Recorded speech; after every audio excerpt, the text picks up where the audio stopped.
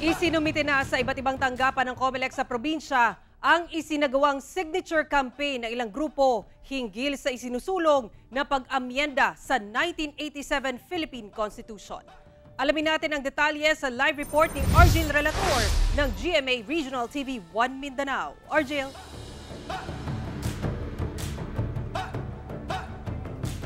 Sara, kinumpirma ng iba't ibang COMELEC officers sa bansa na nakatanggap na sila ng dokumento kaugnay sa pagpapapirma sa People's Initiative. Samantala, may ilang local chief executives naman sa Negros Occidental at Cebu, pabor daw sa pag-amyenda sa 1987 Philippine Constitution.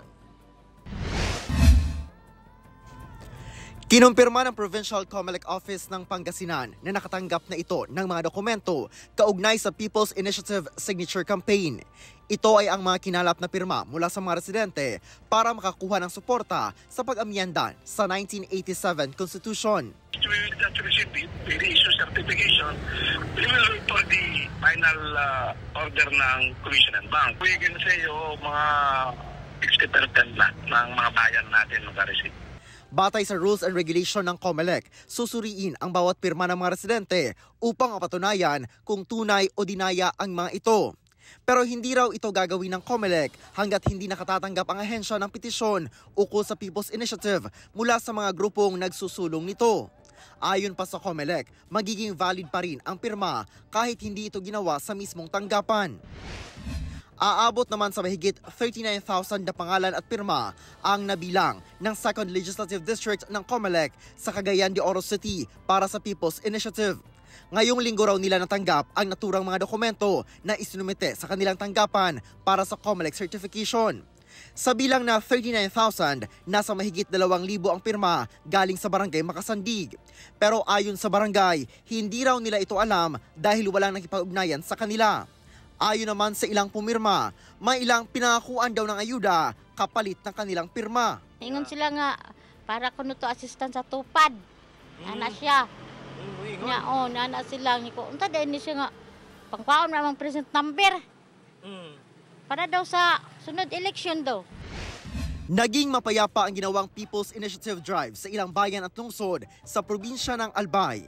Mayroong mga kusang pumirma at wala raw kapalit na pera habang mayroon namang kumontra. Kailangan mas ma-explain pa sa tao para at least madali din yung pagpapirma sa part namin po. Samantala sa ilang distrito sa Bicol Region ang nakapagsumite na ng kinakailangang lagda sa COMELEC.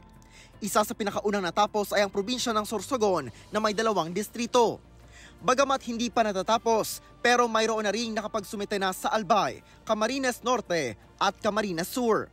Habang wala pa kahit isa pa sa Catanduanes at Masbate. Kinumpirma naman ng COMELEC Davao na may ilang election officers na sa Davao Region, maliban lang sa Davao City, ang nakatanggap na ng pirmadong papeles na isinumite ng sinasabing proponents ng People's Initiative.